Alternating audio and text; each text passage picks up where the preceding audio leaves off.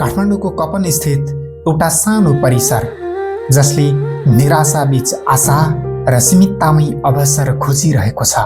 एक यस्तो संस्था जसले अपाङ्गता भएकालाई टेको दिइरहेको छ।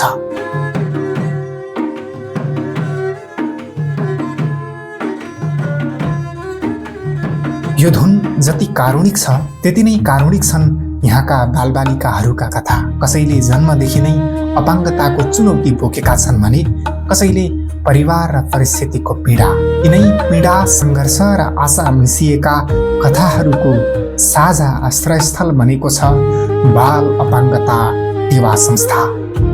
यहाँ बालबालिकाले ओत लाग्ने आश्रय मात्र पाउँदैनन्, उनीहरूका लागि शिक्षा, स्वास्थ्य सेवा र भविष्यमा आत्मनिर्भर बनाउने सिप सिक्ने अवसर पनि पाइन्छ। व्हीलचेयर प्रयोग गर्ने बालबालिका र युवाहरूका लागि पनि यो संस्था निरन्तर कार्यरत छ, उनीहरूको जीवन सहज बनाउन र सम्मानजनक बनाउन। तर यो संस्थाको कथा यी वाक्यांशले मात्रै पूर्ण हुँदैन। संस्थाको परिकल्पना, अस्तित्व र क्रियाशीलतासँग जोडिएका छन् पर्यटन व्यवसायी डेन्डी शेर्पा। म झर्मेको सोलुखुम्बु र अहिले मेरो कर्म कार्य चाहिँ काठमाडौँ कपन गुरामे केन्द्रमा र म पेसाले टुरिज्म व्यवसाय र पछिल्लो समयमा विगत 2 दशकदेखि चाहिँ म नेपालमा भएको यो अपाङ्गताको क्षेत्रमा मेरो संस्था बाल अपाङ्ग टेवा संस्थाले 10 दशकदेखि यो नेपाली समाजमा केही कामहरू गरिरहेको छु। मेरा बाउ आमा चाहिँ म सानै हुँदाखेरि उहाँहरू चाहिँ छुटेर बाउ पनि अर्को लिएर गए, आमा पनि अर्कोसँग गइसकेपछि त्यो दुइटै बाउ र आमाको माया नपाएको व्यक्ति कस्तो होला तपाईँ? हो तपाईँहरू त आमा बाउले ठुलो उनीहरूसँग हात समातेर बोलाउँथ्यो होला, माया गर्थ्यो होला होइन। म त आफ्नो लागि आफै बाँच्नु पर्थ्यो, आफ्नो लागि आफै खोजेर खानु पर्थ्यो। त्यो अति नै कठिन समय थियो। यस्तो मलाई जस्तो अरूले चाहिँ नहोस्। पर्यटन क्षेत्रमा लागेरै उनले नेपालदेखि युरोपसम्म यात्रा गरे, विदेशी पर्यटकसँग सम्बन्ध बनाए।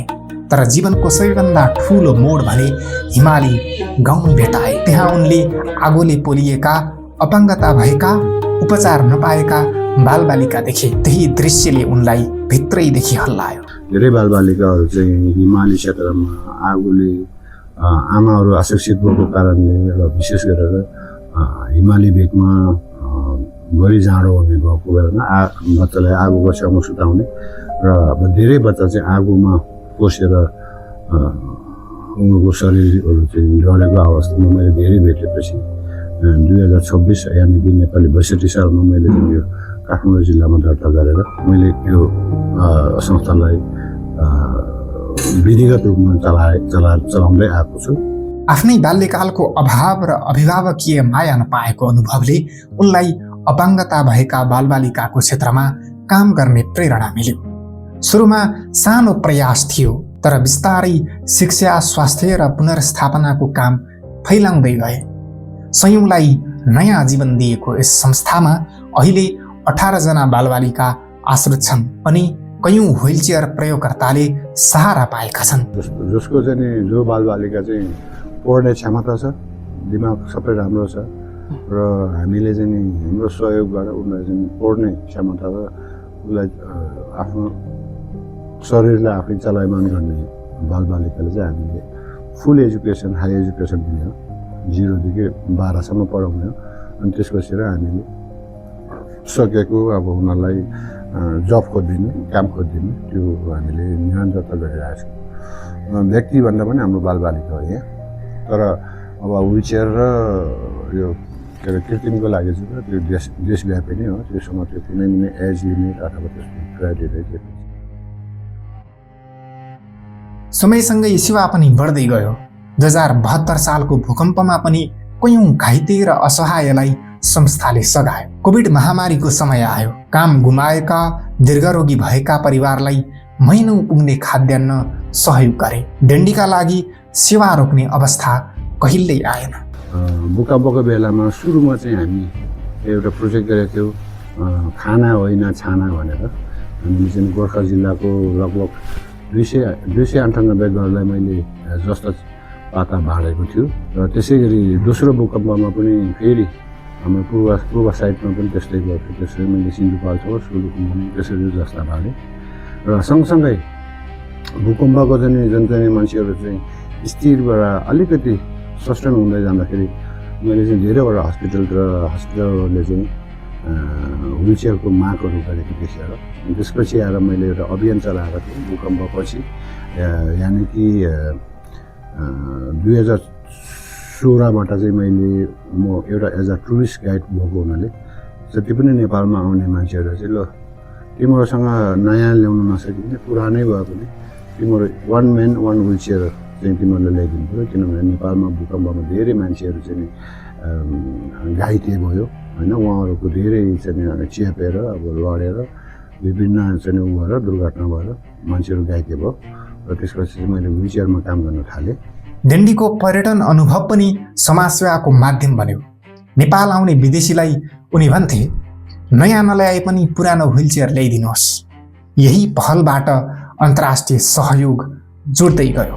अझ रोचक कुरा यो संस्थाले व्हिलचेयर प्रयोगकर्तालाई नै मर्मत तालिम दिँदै आएको छ ताकि उनीहरू सेवा लिने मात्र होइन अरूलाई सेवा दिने पनि बनुन्। काठमाडौँ र सुर्खेतमा 3D प्रिन्टिङ प्रयोग गरेर पाटपुर्जा उत्पादन गर्ने ल्याब पनि सुरु भइसकेको उनी बताउँछन्।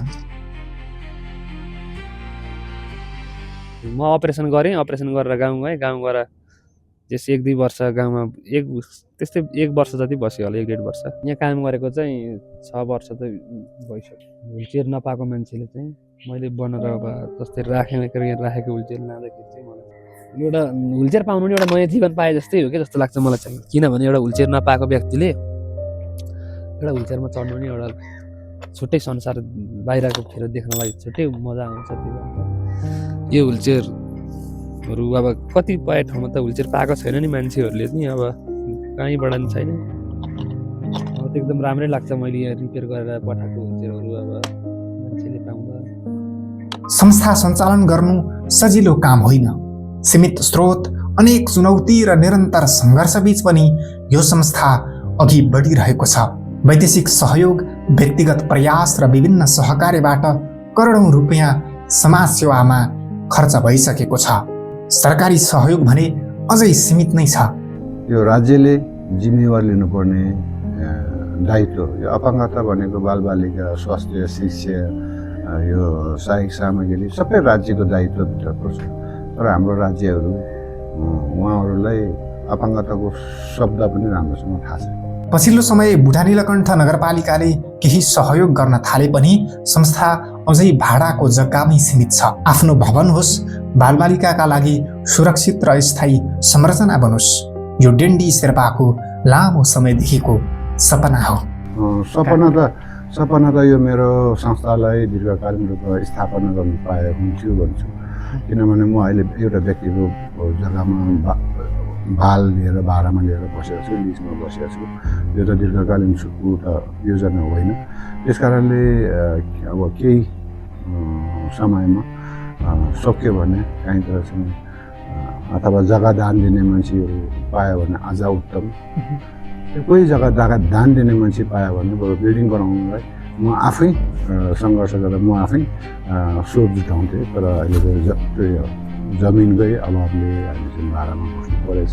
यति जग्गा चाहिँ पायो भने यतिकै क्षेत्रफलको हामीले 3-4 रोपनी जग्गा पायो भने चाहिँ हामी सबै योभन्दा अझ बढी सर्भिसहरू दिने, हामी चाहिँ अब वृद्ध आश्रमदेखि लिएर तपाईँको यो विभिन्न तपाईँको स्वास्थ्य सेवादेखि लिएर सबै गर्ने मेरो एकदमै इच्छा छ। 20 वर्ष लामो समाज सेवाको यात्रालाई फर्केर हेर्दा डेन्डी आफूले सानोमा भोगेका सबै दुःख बिर्सन्छन्। उनको विश्वास छ खुसी सम्पत्तिमा होइन, सहयोगको अनुभूतिमा हुन्छ। आफ्नो कारण कसैको जीवन सहज बनाइदिन सकियो भने त्यसैलाई सबैभन्दा ठुलो उपलब्धि मान्छन् डेन्डी।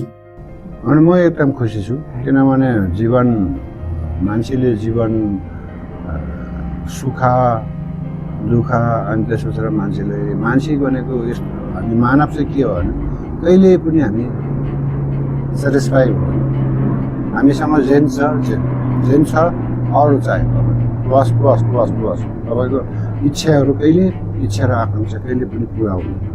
म चाहिँ के भन्छु भने हामी यो संसारमा चाहेर खोज्नु सक्यो भने खुसी पनि आफैभित्र छ, सुख पनि आफैभित्र छ र सन्तुष्टि पनि आफैभित्र छ।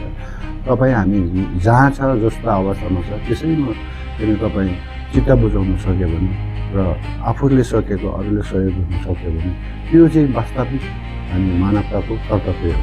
अपाङ्गता जीवनको अन्त्य होइन, सहयोग र अवसर मिले सम्भावनाको सुरुवात हो। बाल अपाङ्गता टेवा संस्थाले यही सन्देश दिन्छ, टेवा पाए जीवन बदलिन्छ। सामुदायिकमा होला तर वास्तवमा हेर्ने भने जति पनि अहिले मैले यो एजुकेसन र हेल्थको सेक्टरमा सुधार आयो, व्यक्तिगत रूपमा सुधार आयो, पारिवारिक रूपमा सहयोग पायो, तर सिङ्गो देशले त पाएको छैन। सिङ्गो देशले त पाउनुपर्ने निकासा त पाएको छैन। मैले यो निकासा मैले दिने पनि होइन, यो त राज्यले गर्नुपर्ने, स्थानीय तहले गर्नुपर्ने, प्रदेश सरकारले गर्नुपर्ने, त्यसपछि सङ्घीय सरकारले गर्नुपर्ने काम हो।